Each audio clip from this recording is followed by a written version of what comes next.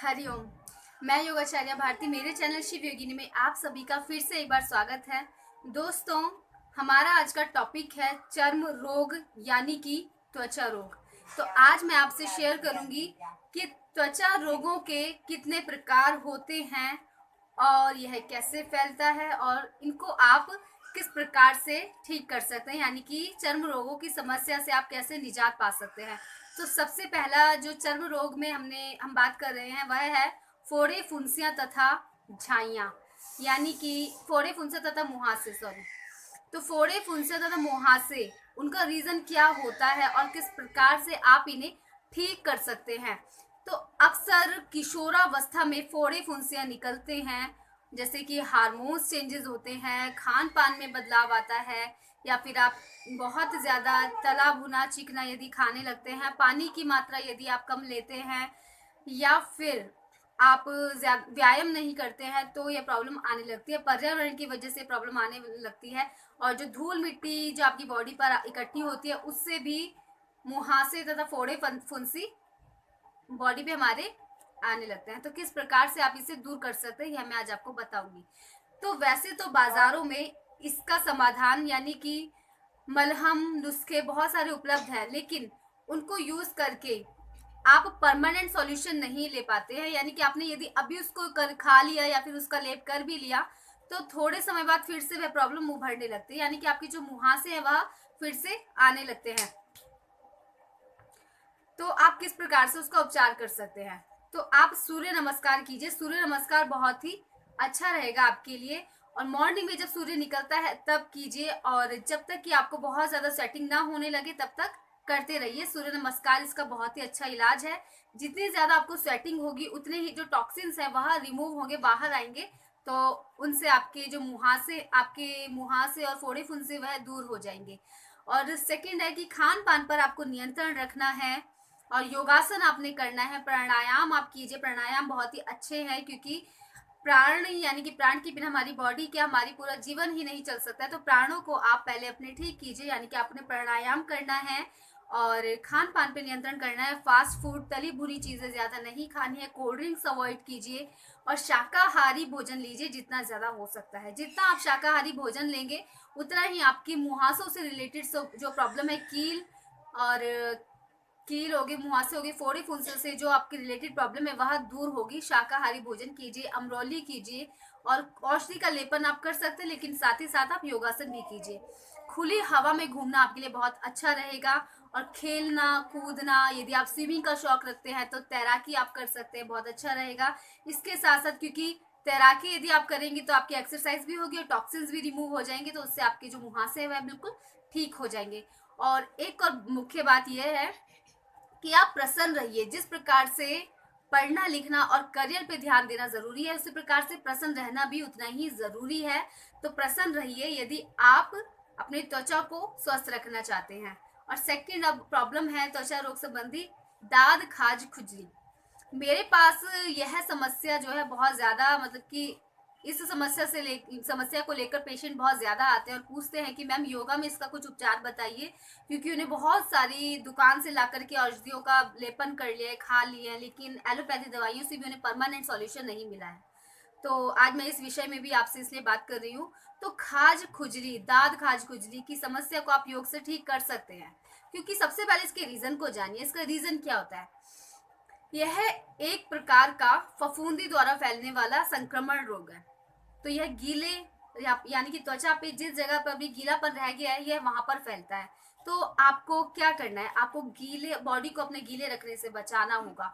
और दूसरा, जिस जगह पर बॉडी का हमारा घर्षण ज्यादा होता है, यानी कि एक दूसरे से टकराती है बॉडी, तो उस जगह पर यह बहुत ज्यादा होता है। तो यह गीलेपन से फैलने वाला एक फफूंदी रोग है।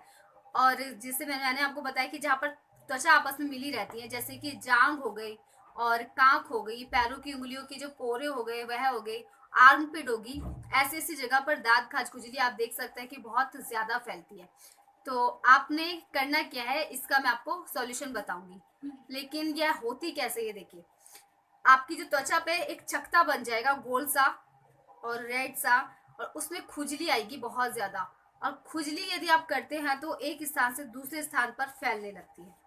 तो इसी को दाद खाज खुजली कहते हैं। और यह एक छोटे से बहुत बड़ा रूप धारण कर लेती है, यानी कि पूरी बॉडी पर भी फैल जाती है, आपके पेट के आसपास, नाभि के आसपास, आपकी जांघ पे, ये हर जगह पे इस प्रकार से फैलने लगती है। अगर यदि आप इस पे खुजली करने लग जाए तो आपको इससे कैसे बचना है? आपको इसका उपचार करना है कि अपने जो घाव को है सूखा रखें, आपके लिए अच्छा रहेगा, यानी कि उसे गीला ना होने दें। यदि पसीना आ रहा है तो उस पसीने को पोंछ दें, या फिर आप अपने कपड़े ही चेंज कर लें, यह आपके लिए बेटर रहेगा। और धूप और हवा लगाएं अपनी बॉडी को, यह आपके लिए अच्छा रहेगा। और खुला रखना चाहिए उस घाव को, जिससे कि उस पर गीलापन ना आ सके और वह और ज्यादा संक्रमित ना हो सके। और जितना ज्यादा गीला रहेंगे वो बीमारी बहुत ज्यादा फैलने लग जाएगी, खुजली आएगी, फिर एक जगह से दूसरी जगह होगी, तो ये संक्रमण आपका बहुत ही ज्यादा फैलता जाएगा। तो गीला आपने नहीं रखना है। अब बात करते हैं योगा की, तो आप शंख प्रक्षालन कर सकते हैं। शंख प्रक्षालन जो है आपकी बॉडी को पूरा नया बनाता है, आपके जो रक्त है उसको रक्त की शुद्धि करता है। तो आप शंख प्रक्षालन कीजिए, बहुत ही अच्छा रहेगा आपके लिए, आंतों की पूरी सफाई हो जाएगी आपकी। आप 6 महीने में लघु शंख प्रक्षालन और 1 साल में आप पूर्ण शंख प्रक्षालन कीजिए, यह बहुत ही अच्छा रहेगा। इससे जो आपकी दाद खाज खुजली समस्या है वह बिल्कुल ठीक हो जाएगी, क्योंकि आंतरिक अम्लता को यदि दूर करना है तो शंख प्रक्षालन इसका सबसे अच्छा उपाय होता है। और जैसे मैंने आपको भी पहले भी बताया कि ये जो आपके जो फफूंदी संक्रमण होता है, यहाँ पर अम्लीय पदार्थ बहुत सारे जमा हो जाते हैं, जिस वजह से खुजली होने लगती है। आपने उसको दूर करना है, तो वह शंख प्रक्षालन आप उसके लिए बहुत अच्छा है। बहुत ज्यादा पानी पीजिए, जितने टॉक्सिन्स आपके रिमूव होंगे उतना ही आपकी जो बीमारी है ठीक होती जाएगी। तो आपको पहले आंतरिक रूप से खुद की शुद्धिकरण आपको करना जरूरी है, क्योंकि आंतरिक शुद्धिकरण किए बिना यह बीमारी नहीं जाने वाली है। और एक बीमारी होती है त्वचा रोग संबंधी, हर्पीज इसे कहते हैं।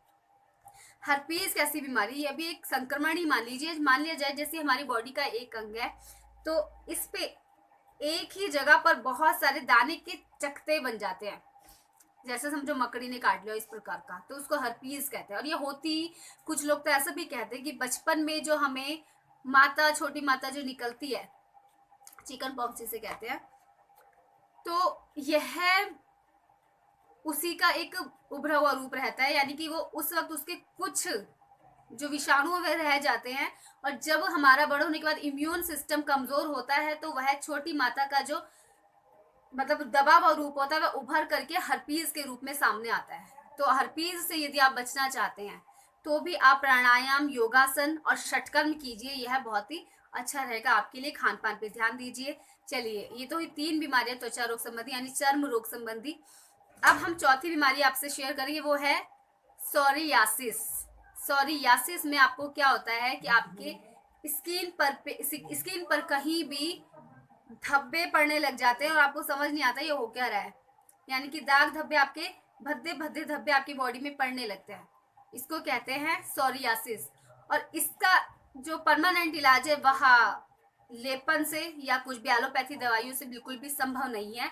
तो अगर आप इससे भी बचना चाहते हैं तो आप योगा का सहारा लीजिए, आप पंचकर्मा का सहारा लीजिए, आप आयुर्वेदिक नुस्खों का सहारा लीजिए, यानी कि प्राकृतिक उपचार आप करेंगे तो भी आप उससे निजात पा सकते हैं। और अपनी बॉडी को जितना स्वस्थ रह सकते हैं, साफ रह सकते हैं, उतना साफ रखिए और अंदर से खुद को स्वस्थ रखिए। सबसे पहले तो उसके लिए अपने खून को साफ रखिए, पानी भरपूर मात्रा में पीजिए जिससे कि आपको यूरिन के सारे आपके टॉक्सिन्स बाहर हो सके।